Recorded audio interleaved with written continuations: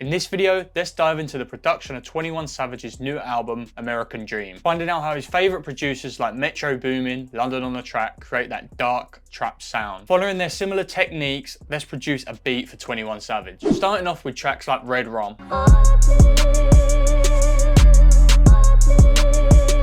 We can notice in the background those subtle dark pianos, but what is important about this? Piano is very repetitive and you can tell it helps 21 rap on the beat a little bit easier. So let's look up the piano melody I came up with. Notice how these notes on my piano are very repetitive as well. But to create that dark element, you can see I dropped a note with a half step and made a melody elsewhere with a half step. So let's just put this F sharp back up so it's repetitive. Then now let's listen to it.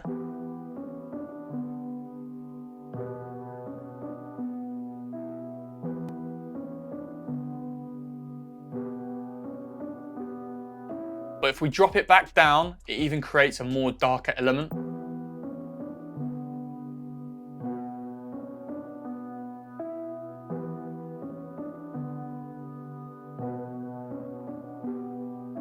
Then again for the production, I hear those layered pianos in the background. So again, I've added repetition with this strummed chord.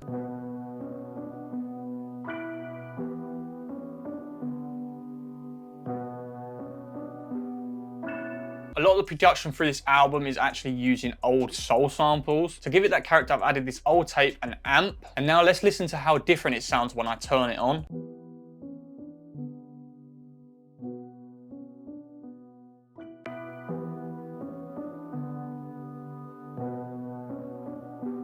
Again, for this album like Red Rum, you hear they've sampled spooky vocals. So I went to Splice and I found these soulful vocals.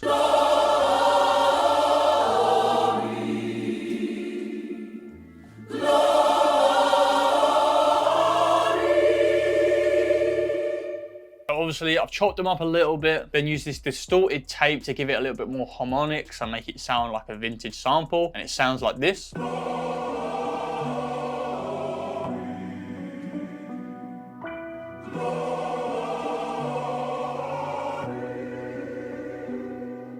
Then to really fit in this dark tone, I've layered the vocals with a higher pitched version and a reverse version on the last bar.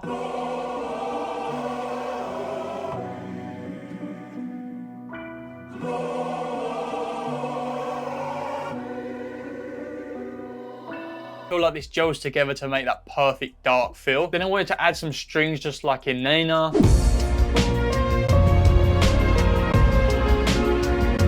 But I wanted them to stick to 21's production, so I didn't want to go too overkill. So what I did, I layered these violins, layered with a cello. Let's focus on the two last notes of the bar. They really create a dark feel because they're in that harmonic minor scale.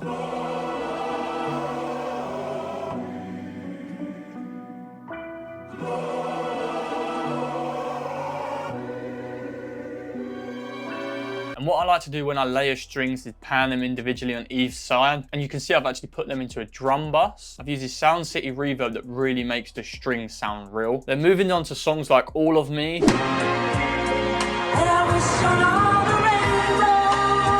21's production likes to have intro sections or bridge sections that involve like an R&B soul sample. And those are often pitched up or down. So again, I went to sample it and found this sample.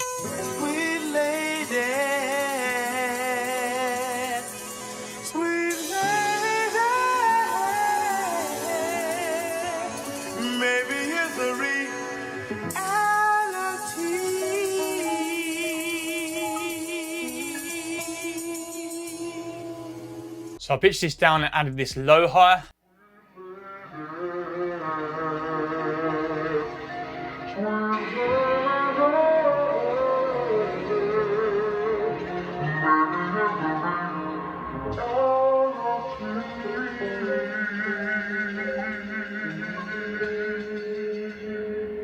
But I wanted something that I transitioned this section to the section with the drums. So again, when flicking through Sampler, I found this. And so the hustlers continue to hustle and the players continue to play.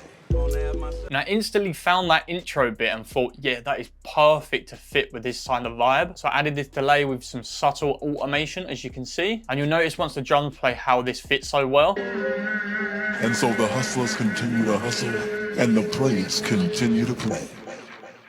So So for the drums, I made them pretty similar to how Metro would. And what he likes to do is have different hi-hats and percussions bouncing off each other and making a hi-hat just delay hit a little bit after the other. And that just gives it a little bit more purpose in the mix.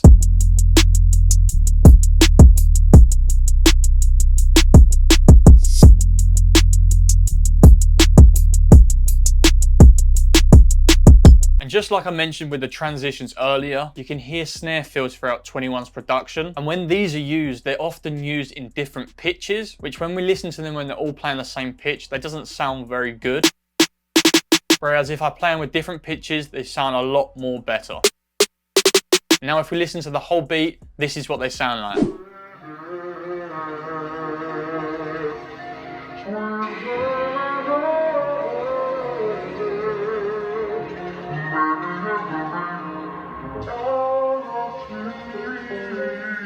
And so the hustlers continue to hustle and the players continue to play.